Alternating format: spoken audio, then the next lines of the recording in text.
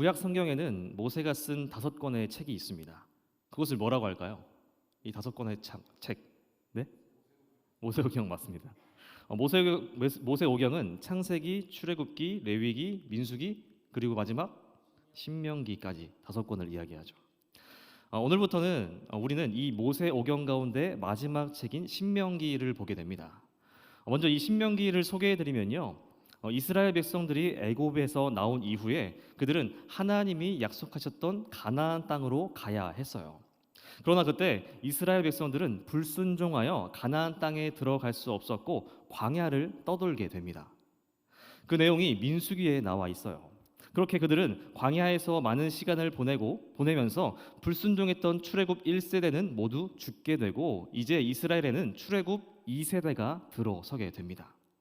그리고 그들은 다시 가나안 땅 앞에 서게 돼요. 그 가나안 땅 앞에서 모세는 출애굽 2세대에게 고별 설교를 전하게 되는데요. 그것이 바로 신명기입니다. 신명기. 이 신명기를 원어로 보면 핫데바림이라고 말하는데 이것은 그 말씀들이라는 뜻을 가지고 있어요. 그러니까 모세는요, 신명기를 통해서 출애굽 이후 이스라엘 역사 가운데 주셨던 하나님의 말씀들을 출애굽 2세대에게 다시 한번 상기시켜 주고 있는 겁니다. 자, 신명기 1장에서 모세는 이스라엘 백성들이 광야를 거닐게 된 이유를 설명해요. 그리고 2장부터는 그렇게 광야를 거닐게 된 이스라엘을 하나님이 인도하고 승리케 하심을 되새겨 줍니다. 그리고 오늘 본문인 3장에서도 하나님의 인도하심은 계속됩니다. 여러분, 우리가 3장을 읽을 때 보면서 좀 주의할 점이 있는데요. 모세는 사건이 발생한 순서대로 말하고 있는 것이 아니라 자신의 기억에 따라서 이야기하고 있습니다. 그러니까 사건의 순서에 상관없이 생각나는 것을 이야기하고 있는 거라고 보면 되겠습니다. 먼저 12절의 말씀 볼까요? 그때 우리가 이 땅을 얻음에 아르논 골짜기 곁에 아로엘에서부터 길르앗 산지 절반과 그 성읍들을 내가 르우벤 자손과 갓 자손에게 주었고. 자, 여기 처음에 나오는 그때에라는 말은 무엇을 한 다음에가 아니라요, 우리가 과거를 회상할 때 그런 거 있잖아요. 선배나 어른들이 이야기할 때 옛날에 그랬어, 옛날에 이러저러 했어, 이런 의미라고 보면 됩니다. 이런 의미를 본다면 모세가 지금 이러는 거예요. 옛날에 우리가 땅을 얻었었지 라고 하면서 말문을 여는 거죠. 여기서 얻었다라고 하는 말은요, 남의 것을 탈취하여 기업으로 삼다라는 의미를 가지고 있습니다. 다시 말해서 하나님이 그 땅을 우리에게 기업으로 주셨었다라고 할 수 있습니다. 자, 모세가 얻었다고 하는 땅은 이렇습니다. 아르논 골짜기 곁에 아로엘에서부터 길르앗 산지 절반과 성읍. 모세가 그 땅을 루벤과 갓 지파에게 주었다는 거예요. 여러분, 사실 지금 모세가 분배하고 있는 이 땅은요, 하나님이 처음부터 약속하셨던 가나안 땅일까요? 아닐까요? 아닙니다. 아니에요. 지도를 한번 볼까요? 자, 여기 보시면 요단강이 어디 있나요? 보이세요? 요단강 어디 있어요? 가운데 있죠, 가운데. 가운데 있고 왼쪽 이쪽이 가나안 땅이에요, 가나안 땅. 그런데 루벤과 갓지파는 지금 어디 있어요? 안 보이나요? 이쪽에 있죠. 네. 오른쪽에 있어요, 오른쪽에. 하나님은 이스라엘에게 요단 동편도 기업으로 넘겨주신 것은 맞아요. 그런데 여러분, 그것은 이스라엘이 가나안 땅으로 나가기 위한 준비 단계로서 그 땅을 이스라엘에게 넘겨주신 거예요. 길이 있어야 가나안 땅으로 넘어갈 수 있지 않을까요? 그런데 모세는 가나안으로 넘어가기 전에 지파들에게 그 땅을 나누어 주었다는 겁니다. 정확히 말하자면 모세는 그 땅을 달라고 하던 두 지파의 요구를 들어주었던 거죠. 계속해서 보시면 요단 동편의 땅을 요구하는 지파가 하나 더 있습니다. 13절 상반절 말씀입니다. 길르앗의 남은 땅과 옥의 나라였던 아르곱 온 지방 곧 온 바산으로는 내가 므낫세 반 지파에게 주었노라. 자, 요단 동편의 땅을 요구하던 지파는 루벤과 갓 지파만 있는 것이 아니었습니다. 요단 동편에는 그들이 가지고 남은 땅이 있었어요. 그 땅은 어느 지파가 가졌다는 거죠? 므낫세 반지파. 이 므낫세라고 하는 사람은요, 요셉의 장남이었고 므낫세 지파는 이 므낫세로부터 시작된 지파입니다. 그렇다면 이 므낫세 반지파는 뭘까요? 말 그대로 지파의 절반이라는 거예요. 므낫세 지파 전체가 가나안 땅으로 갔다면 좋았겠지만 그 절반은요 요단 동편에 머무르기를 원했던 거죠.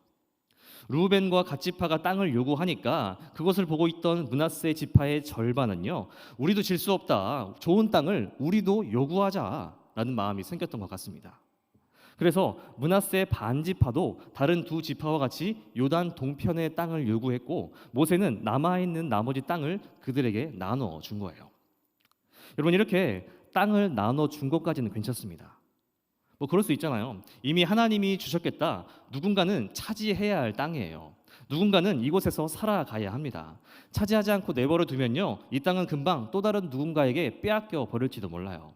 그렇게 놔두느니 차라리 그냥 지금 분배해서 땅을 관리하는 게 낫지 않을까요?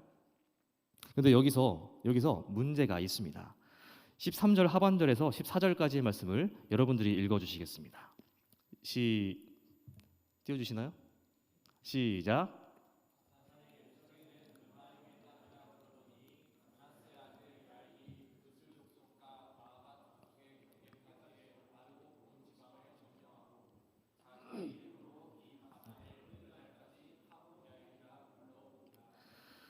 므낫세 반지파가 땅을 분배받고 하는 일이 뭐예요? 므낫세의 아들 야일이라는 사람이 정복 전쟁을 벌였다는 거죠. 그 기세가 얼마나 강성했는지는 몰라도 그는 많은 곳들을 점령했던 것으로 보여집니다. 여기까지도 문제가 안 될 수 있어요. 그런데 야일은요 다른 지역들을 점거하고 나서 하나님이 주신 땅의 이름을 바꾸어 버립니다. 승전을 기념하면서 의미를 부여했던 것 같아요. 그래서 바산이라고 했던 지명을 하봇 야일로 바꿔버렸다는 거예요. 이것을 해석하면 야일의 마을이라고 합니다. 그러니까 결국 하나님이 주신 땅이라는 의미는 사라져버리고요 자신의 이름을 내는 것에 집중했다라고 볼 수 있는 거죠.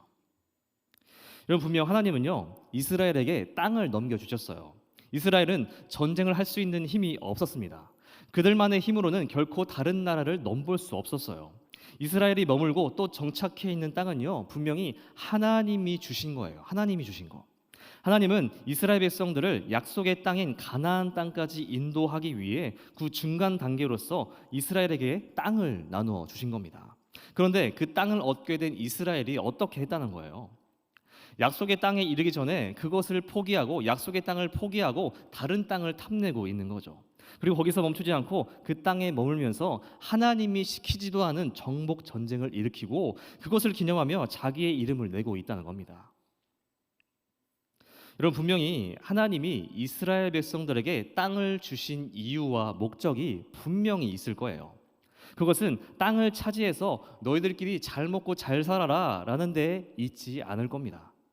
하나님의 목적은요, 하나님이 이스라엘에게 땅을 주신 목적은요, 먼저 약속의 땅으로 나아가게 하기 위함일 것이고, 두 번째는 그 땅에 살아가면서 지금까지 함께 하시며 인도해 주셨던 하나님을 기념하고 하나님의 이름을 나타내는 것에 목적이 있었을 거예요. 하나님은 이러한 선한 목적을 가지고 요단 동편의 땅을 이스라엘에게 넘겨주셨다는 거예요. 하나님이 이스라엘에게 가나안 땅을 약속해 주신 것도 마찬가지 아닐까요? 내가 너희에게 준 땅에 가서 하나님의 사랑을 전하고 너희와 함께한 나를 좀 기념하고 기억하며 살아라. 이것이 목적일 겁니다. 그런데 그들은 어떻게 살았다는 거예요? 자기의 이름을 내는데 급급했고 나중에는 결국 하나님이 아니라 우상을 선택하고 하나님을 잊어버리게 됐다는 거죠. 결국 여러분, 본문에 등장하는 루벤, 갓, 므낫세 지파는요, 므낫세 반지파는요, 그러한 하나님의 목적과 이유는 조금도 고려하지 않고 자기들 마음대로 살아갔다는 것을 보여줍니다. 여러분, 하나님이 이스라엘에게 땅을 주셨던 것처럼 우리에게도 지난 2023년 지난 한 해를 주셨고 또 지난 한 주를 주셨을 겁니다. 그 시간들은 분명히 우리가 어디서 얻어낸 시간이 아니라 하나님이 우리에게 주신 거예요. 하나님이 우리에게 그런 시간을 주셨다는 것은요, 분명히 이유가 있지 않을까요? 그냥 우리에게 있는 시간 속에서 우리 마음대로 살고 하고 싶은 것만 하라고 주어진 시간이 아닐 수도 있다는 거죠. 이스라엘의 가장 큰 실수는요, 하나님이 주신 환경과 시간 속에서 살아가고 있음에도 불구하고 하나님이 주셨다는 것 그 자체를 망각해 버린 채 살고 있었다는 겁니다. 하나님이 주셨는데 하나님이 주셨다는 것을 기억하지 않는 거예요. 다 내 거다. 여러분 혹시 우리도 그런 것이 아닐까? 우리 청년들 가운데 교회에서 어린이 부서를 섬기고 계시는 분들이 많을 겁니다. 저도 초등학교 1, 2, 3학년 유년부를 한 5년 정도 담당했었는데요. 아이들과 함께 있으면 그 순수함에 젖어들어서 어른들이랑 있을 때랑은 또 다른 느낌을 받을 때가 많아요. 왜 웃는 거예요? 내가 안 그랬어요? 기분 나쁜데? 그래서 주일날 아이들을 만나면요, 돌봐주고 어울리기도 하면서 즐거운 시간을 보냅니다. 그런데 딱 언제까지인가요? 딱 언제까지예요? 그렇게 시간을 보내면 딱 그때까지일 때가 많아요. 또 한 주가 흘러서 다음 주일에 만나면 지난주 헤어질 때 가지고 있었던 그 마음들이 그대로가 아닙니다. 매주 리셋되는 느낌이죠. 나는 아이들과의 친분을 이만큼 쌓았다고 생각하고 다시 다가가잖아요. 그럼 언제 그랬냐는 듯 아무 감정이 없을 때가 많죠. 아니 처음에는 그게 좀 서운하더라고요. 나만 너랑 추억 쌓았구나. 근데 아이들이 원래 그렇잖아요. 어쨌든 여러분, 하나님의 마음이 이런 마음이 아니었을까요? 하나님은 이스라엘 백성들을 사랑해서 광야에 다닐 동안 불기둥, 구름 기둥으로 함께 하셨고 언제나 인도해 주셨어요. 그리고 그들이 머무를 수 있는 비옥한 땅을 그들에게 주셨습니다. 그런데 그렇게 이스라엘과 교제하고 추억을 쌓았다고 생각하셨는데 이스라엘은 언제 그랬냐는 듯 날마다 하나님을 향한 마음이 리셋되어 있어요. 이러한 변함이 없는 반복 속에서도 이러한 반복 속에서 하나님도 서운해 하시지 않았을까? 여러분 분명 우리에게 주어진 시간 그리고 우리가 누리고 있는 모든 것들은요 하나님이 우리에게 거저 주신 겁니다. 우리는 그것을 인정하고 또다시 우리에게 주어진 한 주 2024년 한 해를 하나님이 우리에게 주신 목적과 이유를 생각하며 보내야 하는 것이 아닐까. 자, 계속해서 말씀을 보시면 모세는 이미 요단 동편의 땅을 차지한 지파들을 앞세워 이제 요단 서쪽인 가나안 땅으로 나아가기 위한 준비를 하고 그들을 격려합니다. 그 내용이 22절까지의 내용인데요. 22절까지가 모세의 기억 중 하나의 내용이고 그 다음 절인 23절부터는 또 다른 모세의 회상을 기록하고 있습니다. 23절의 말씀 보겠습니다. 그때 내가 여호와께 간구하기를 이렇게 나와요. 12절과 마찬가지로 그때에로 시작합니다. 아까 말씀드렸다시피 이것은 어떤 일 직후에라는 의미가 아니라 그때 그랬었지라는 의미입니다. 모세가 예전에 하나님께 간구했었다는 거예요. 여기서의 간구는 호의를 청하다라는 의미를 가지고 있습니다. 그러니까 여기서 모세의 간구는 하나님이 호의를 베푸셔서 모세 자신의 요구를 꼭 들어주실 것을 간절히 원한다라는 의미를 가지고 있는 거예요. 모세가 어떤 간구를 하나님께 드리는지 24절에 기록합니다.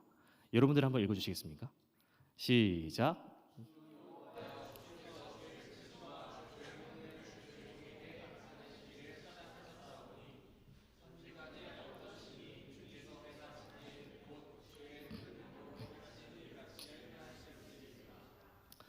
모세는 하나님을 찬양합니다. 먼저 여기서 주 여호와여는 여기서 나의 주라는 의미를 담고 있습니다. 이 표현은 너무나도 흔한 표현일 수 있지만요. 모세에게는 특별한 표현일 수 있어요. 그 이유가 무엇이냐면 지금까지의 모세의 역할을 보면 모세는 이스라엘과 하나님 사이의 중보자의 역할이 강했습니다. 그래서 언제나 그는 이스라엘을 위해서 하나님께 중보했던 사람이었어요. 하지만 오늘 본문이 24절에서는 이스라엘의 중보자가 아니라 한 개인으로서 모세가 하나님께 기도하고 있는 것을 보여줍니다. 모세는 자신과 이스라엘을 인도하신 하나님이 비교할 대상이 없음을 노래하면서 하나님이 전지전능하신 하나님이심을 찬양하고 있는 거죠. 모세가 이렇게 갑자기 하나님을 찬양하는 이유가 있는데요. 그 이유가 25절에 나옵니다. 구하옵나니 나를 건너가게 하사 요단 저쪽에 있는 아름다운 땅, 아름다운 산과 레바논을 보게 하옵소서 하되. 모세가 하나님을 노래했던 이유는 자신이 간절히 원하는 것이 있었기 때문이었어요. 우리도 무언가 원하는 것이 있을 때 부모님께 더 잘하는 것과 똑같습니다. 모세가 원하는 것이 무엇인가요? 요단 저쪽에 있는 아름다운 땅을 보게 해달라는 거예요. 이게 무슨 말이냐면 하나님은 이스라엘 백성들에게 요단 서쪽 가나안 땅을 주겠다고 약속하셨고 지금 이스라엘 백성들은요 이제 가나안 땅 입성을 코앞에 두고 있습니다. 지금 모든 이스라엘 백성들은 가나안 땅이 허락되어 있는 거예요. 그런데 딱 한 사람 가나안 땅이 허락되지 않은 사람이 있습니다. 누구죠? 모세예요, 모세.